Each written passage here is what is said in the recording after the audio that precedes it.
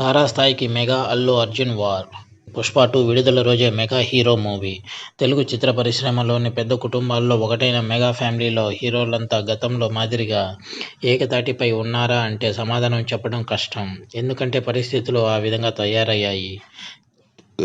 దీనంతటికీ కారణం అల్లు అర్జున్. 'చెప్పను బ్రదర్' ఇన్సిడెంట్తో మొదలైన ఈ వ్యవహారం అనూహ్య మలుపులు తిరుగుతూ ఇక్కడి వరకు వచ్చింది.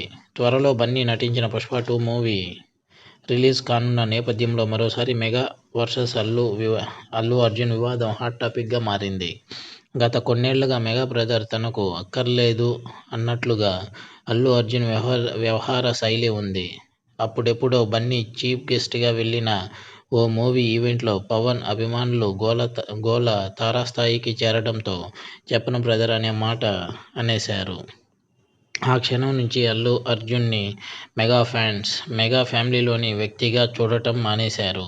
ఈ పరిణామాలు ఇలా సాగుతూ ఉండగా తాజాగా ఆంధ్రప్రదేశ్ అసెంబ్లీ, లోక్సభ ఎన్నికలు మెగా, అల్లు ఫ్యామిలీల మధ్య పూడ్చలేని అగాధాన్ని సృష్టించాయి.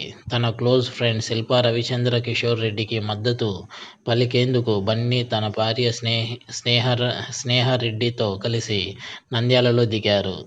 సొంత మేనమామ పవన్ కళ్యాణ్ పిఠాపురంలో కష్టపడుతుంటే ఓ చిన్న ట్వీట్తో సరిపెట్టి ఫ్రెండ్ వద్దకు స్వయంగా వెళ్లాడని, అది కూడా పవన్కి శత్రువైన జగన్ పార్టీకి చెందిన వ్యక్తి ఇంటికా అంటూ ట్రోలింగ్ చేశారు. పోలింగ్ ముగిసిన గంటల వ్యవధిలో నాగబాబు ట్వీట్ చేసి ఈ వివాదానికి మరింత ఆజ్యం పోశారు.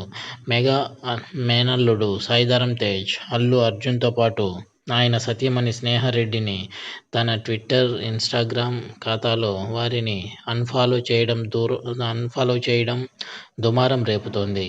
పవన్ గెలిచిన తర్వాత ఆయనకు విషెస్ తెలియజేస్తూ అల్లు అర్జున్ ఓ ట్వీట్తో సరిపెట్టాడు తప్పించి వ్యక్తిగతంగా కలవడం గానీ, ఆఖరికి ప్రమాణ స్వీకారానికి గానీ హాజరు కాలేదు.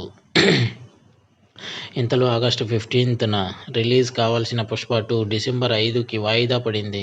మెగా, పవన్ అభిమానులకు